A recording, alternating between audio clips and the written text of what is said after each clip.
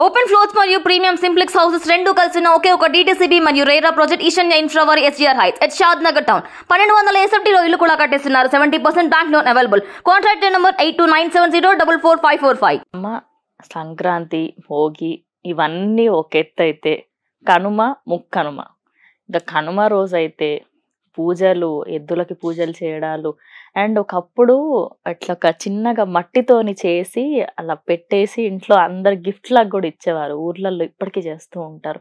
ఇంకా ముక్కనుమ కనుమ రోజు అయితే చికెన్లు మటన్ నాన్ వెజ్ అంతా తినడం ఎక్కువగా ప్రాధాన్యత ఉంటది. అసలు నిజంగా ఆ రోజు ఏం చెయ్యాలి ఏం చేయకూడదు ఒక్కసారి వివరించండి అమ్మ. కనుమ పండగనే అతి పెద్ద పండుగ. మూడో రోజు చేసే ఇల్లులు కూడా ఉన్నాయి. అవును, మీరు అన్నట్లు నాన్ వెజ్ అందరూ తినరు, కొంతమంది తింటారు. పండగ చేస్తారు అంటే ఆ రోజు వాళ్ళు వెంకటేశ్వర స్వామి ఆరాధన ఉంటుంది. కనుమ రోజు ఆ స్వామిని ఆరాధించటానికి గండాదీపం దాసంగం అని కొంతమంది చేస్తారు. దాసంగం పెడతారు, గుర్తురాలేదు. అది నిర్వహిస్తారు. అప్పట్లో ఆ రోజు ఏం చేస్తారు, వాళ్ళు కొత్త వస్త్రాలు కూడా ఆ రోజే ధరిస్తారు. అవును, సంక్రాంతి రోజు వేసుకోరు వీళ్ళు. వేసుకోరు. అవును, ఆ రోజే బొబ్బట్లు కానీ పులిహోర కానీ అవన్నీ ఆ రోజే చేస్తారు వాళ్ళు. ఆ రోజు పెద్ద పండగ. ఇంకా పల్లెటూళ్ళకి అంటే మా అమ్మ వాళ్ళ ఊళ్ళు చాలా చిన్న చిన్న పల్లెటూళ్ళు. అక్కడ ఈ కనుమ రోజు ఏం చేస్తారంటే సాయంకాలంలో మా ఊళ్ళో చెన్నకేశవ స్వామి ఆలయం ఉంటుంది. ఉత్సవ విగ్రహాల్ని ఉత్సవంగా ఊరంతా తిప్పి ఊరి బయటికి తీసుకెళ్తారు. ఈ రోజు ఏం చేస్తారంటే ఒక కుందేల్ని వదులుతారు. వదిలితే దాని వెంబడి ఒక మనిషి అది పరిగెడుతూ ఉంటుంది స్పీడ్గా, బైక్లో వెళ్తారు, దారింబడి వెళ్తూ ఉంటుంది. అది ఎక్కడికైతే వెళ్ళి ఎక్కడ మొదటగా ఆగుతుంది అక్కడి వరకు దేవుణ్ణి ఊరేగింపు ఉత్సవంగా ముందటి కాలంలో చేసేవాళ్ళు. అట్లా పారువేట ఉత్సవం అంటారు. సంక్రాంతి కనుమ రోజు చేస్తారు. అందరూ సాయంత్రం కొత్త వస్త్రాలు ధరించి ఈ పారువేట ఉత్సవం నిర్వహించుకొని మళ్ళీ అక్కడికి వెళ్ళి భగవంతుడికి అక్కడ నీరాజనం అవన్నీ చేసి మళ్ళీ తిరిగి ఇంటికి వస్తారు. అయితే ఈ కనుమ రోజున పశువుల్ని ఆరాధించటం, అసలు పండగ కూడా పశువుల పండగనే అంటారు ఈరోజు కనుమ కంటే కూడా. పశువులు అంటే గొర్రెలు అవ్వచ్చు, మేకలు అవ్వచ్చు, ఎద్దులు, ఆవులు, బర్రెలు అన్నీ. ఈ రోజున పశువు పాకలన్నీ కూడా శుభ్రం చేస్తారు.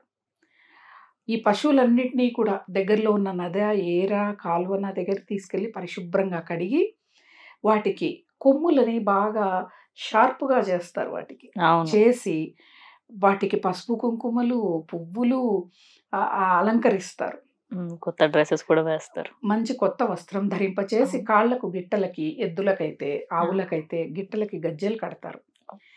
అవి వీటి కోసం ఏం చేస్తారంటే సంక్రాంతి కంటే ముందే ఆ ఊళ్ళల్లో అడవికి దగ్గర ఉన్న ఊళ్ళైతే ఒక వారం ముందే అడవికి వెళ్ళి ఒక కత్తిని తీసుకొని వెళ్ళి 5 రకాల ఔషధ గుణాలు ఉన్న వృక్షాలు వాటి నుంచి కొంత ఆ చెట్టుని ఎండిపోయి ఉంటుంది కదా పై లేయర్ని మొత్తం తీసుకొస్తారు.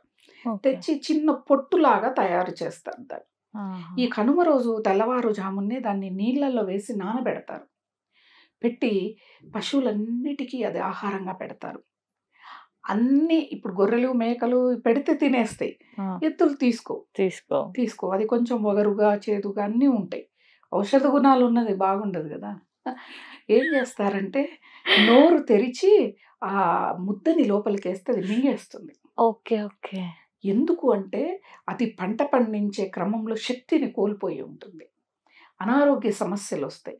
వాటి నుంచి రక్షించడం కోసం ఈ ఔషధ గుణాలు ఉన్న ఈ పొట్టు నానబెట్టి వాటికి ఆహారంగా పెడతారు.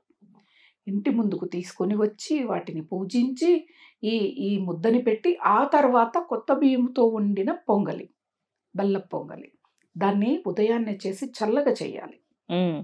చేసి ఓ పెద్ద విస్తరి అరటాకు ఏదైనా విస్తరి లాంటిది వేసి పెడితే అవి తింటాయి. అవి తింటే ఆ ఇంట ధనధాన్యాలకు అసలు లోటు అనేదే ఉండదు. కనుమ రోజున పిట్టలకి ఆహారంగా వరి కంకుల్ని గుమ్మాలకు వేలాడదీస్తారు. మామూలుగా ఇంతకుముందు ధాన్యం ఇంటి ముందు ఒక భాగంలో పెట్టుకునేవాళ్ళు. అవి ఏం చేస్తాయి, బాగా ముక్కుతో పొడిచి ముందు సంచుల్లోంచి తీయటం పెద్ద సులభమే, వాటి ముక్కు షార్ప్గా ఉంటుంది. అలా చేయకుండా వాటికి ధాన్యం అంటే ఇక్కడ చూడండి భూత యజ్ఞం కూడా చేసే అద్భుతమైన పండుగ ఇది.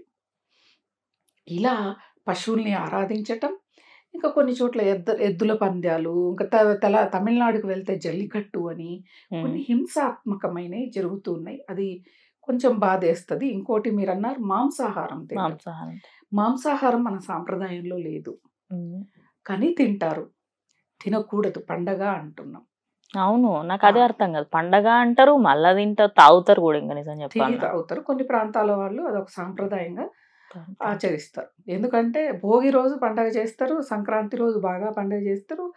ఇంకా అసలైన పండగ అంటే ఇదే. మామూలుగా ఎవరైనా పల్లెటూళ్ళల్లో ఎవరినైనా పిలిచేది ఏంటంటే భోగి, సంక్రాంతి రోజు కాకుండా కనుమ రోజు రా స్పెషల్ ఉంటుంది, ఆ రోజు అని పిలుస్తా. అవును. భలే నవ్వొస్తూ ఉంటుంది అనమాట. అరే ఇదా కనుమ పండగ అంటే అని చెప్పాను. అంటే మాకేంటిదంటే ఆ రోజు మేము వెంకటేశ్వర స్వామిని ఆరాధించటం, ఆ రోజు బొబ్బట్లు, పులిహోరలు చేసుకోవటం వరకు తెలుసు.